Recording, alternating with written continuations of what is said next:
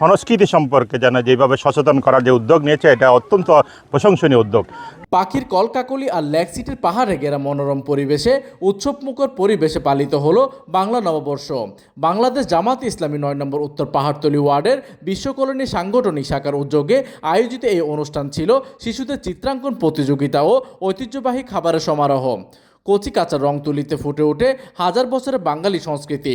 নববর্ষের প্রথম ভোরে চারিদিকে যখন আনন্দের জোয়ার, ঠিক তখনই পাহাড়তলী লেক সিটি পাদদেশে সমবেত হয় একঝাঁক ক্ষুদে শিল্পী। উপলক্ষ নববর্ষ উদযাপনে চিত্রাঙ্কন প্রতিযোগিতা। মোহাম্মদ আব্দুল মোতালেব মামুনের আয়োজনে এই উৎসব রূপ নেয় এক মিলন মেলায়।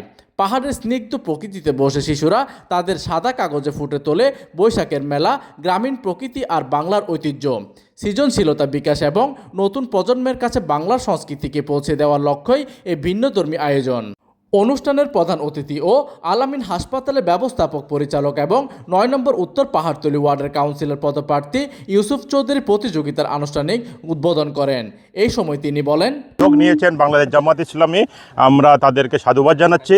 তারা যেন এই আগামী দিনের যে ভবিষ্যৎ প্রজন্ম তাদেরকে যেন আমাদের সংস্কৃতি সম্পর্কে যেন যেভাবে সচেতন করার যে উদ্যোগ নিয়েছে এটা অত্যন্ত প্রশংসনীয় উদ্যোগ। বিচারক মণ্ডলীর সৃজনশীলতা ও রঙের সুনিপুণ ব্যবহারের উপর ভিত্তি করে বিজয়ীদের নির্বাচন করা হয়। প্রতিযোগিতার পাশাপাশি ঐতিহ্যবাহী বাঙালি খাবারের আপ্যায়ন অনুষ্ঠানটিতে যোগ করে ভিন্ন মাত্রা। প্রতিযোগিতা শেষে প্রধান অতিথি ইউসুফ চৌধুরী বিজয়ীদের হাতে পুরস্কার তুলে দেন। এই সময় উপস্থিত ছিলেন স্থানীয় গণ্যমান্য ব্যক্তিবর্গ ও বিপুল সংখ্যক অভিভাবক। প্রতিনিধির তথ্য ও পাঠানো চিত্রে ডেস্ক নিউজ, দিগন্তের বার্তা 24, চট্টগ্রাম।